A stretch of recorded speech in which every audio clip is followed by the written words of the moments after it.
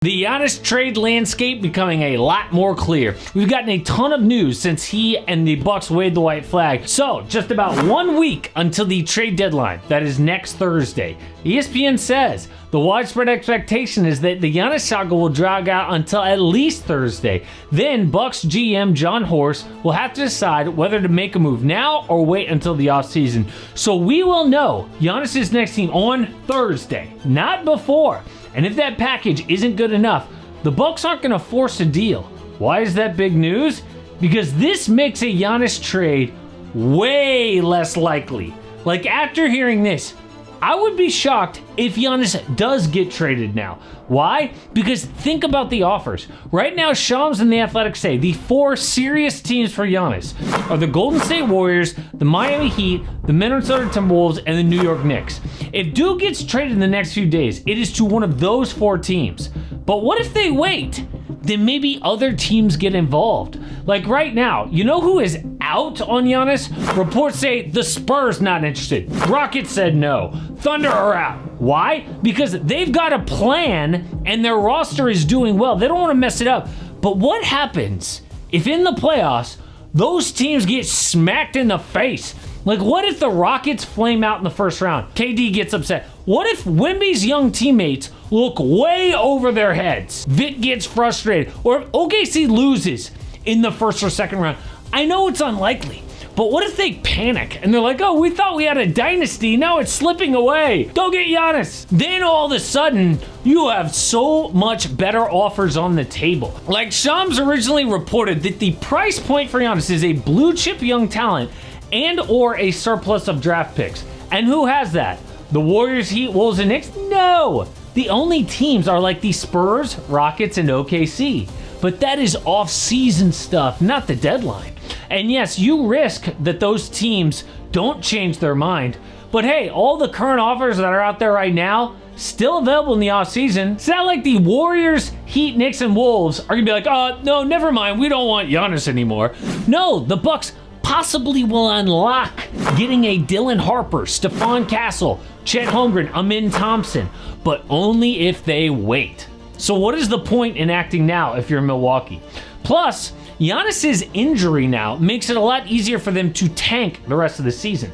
So if I am the Bucks, I feel zero urgency to trade Giannis now unless one of those 4 teams makes an offer they can't refuse. So what would that be? But one thing I look forward to each and every night is sitting down to turn on the games with my picks on PrizePicks, because it makes watching every single game feel like the NBA Finals. I am glued to my screen, not to my phone or whatever distractions, which is exactly what I want when I'm watching basketball. And my favorite part is their app is so easy to use. I just put in my picks, more or less on a few players' stats, and I am set.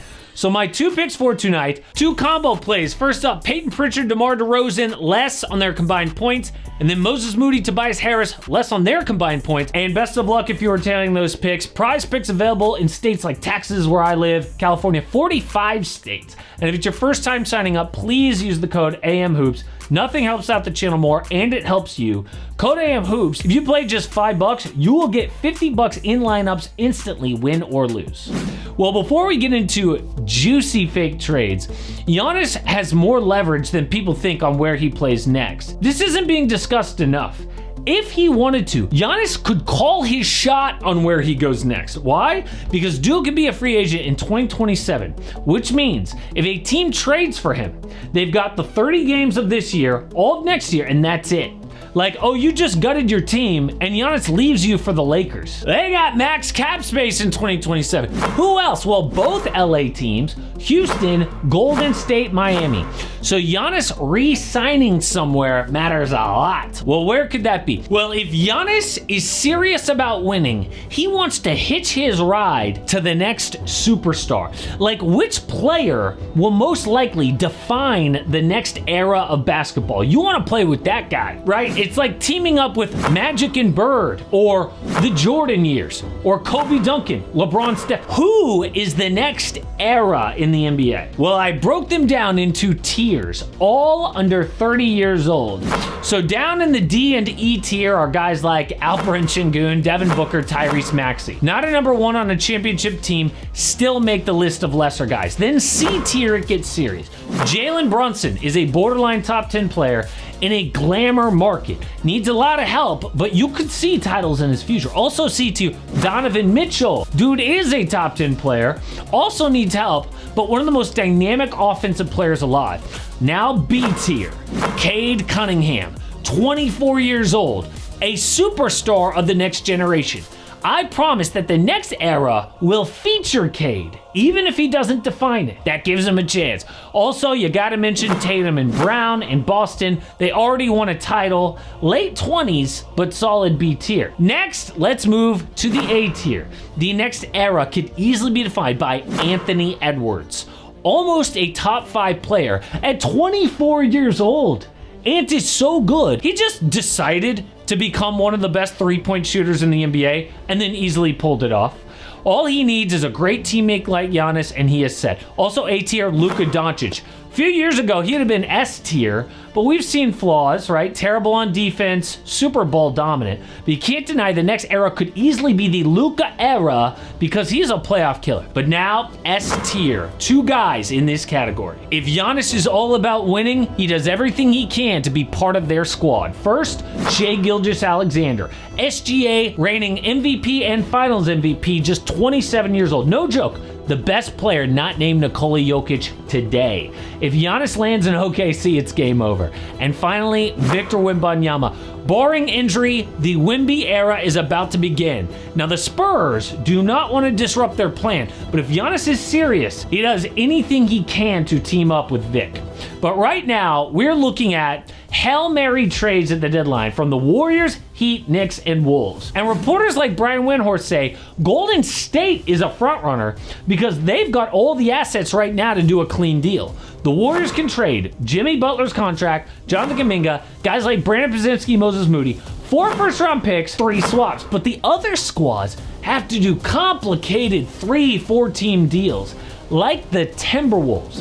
Windhorst also said Giannis is serious about playing with Anthony Edwards. The problem is they have 0 first-round picks, tons of vets, but just 1 blue chip prospect in Jaden McDaniels. So to show you how complicated this would be, here is a workable 5-team Giannis trade for the Wolves. Bucks get Anthony Simons, Scoot Henderson, Rob Will salary filler, then control of 4 first-round picks, including 2 of their own back. Timberwolves get Giannis Thanasis and Kyle Kuzma. Blazers get Jaden McDaniels and Rob Dillingham. Celtics get Rudy Gobert. And the Spurs get Dante DiVincenzo. Do you see how complicated it would have to be at the deadline? But if they wait for the offseason, teams like the Heat go from having 2 picks available to trade to 4 picks available. It makes so much sense to wait. So the bottom line, the reason you clicked on this video, Giannis probably won't get traded at the deadline because the dust has settled from Shams' tweet and people realize, oh yeah, it makes so much more sense for the Bucks to wait.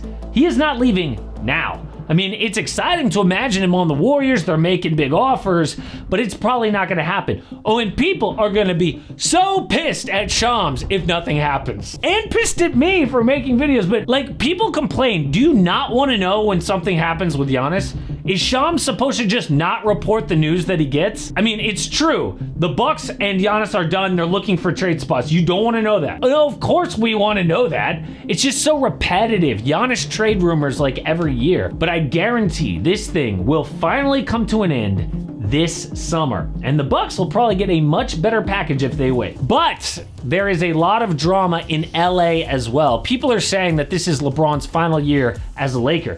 Dude was even crying at the Cavs game the other day because he was so emotional. But also, this ESPN article about Bron and the Lakers that just dropped is scandalous.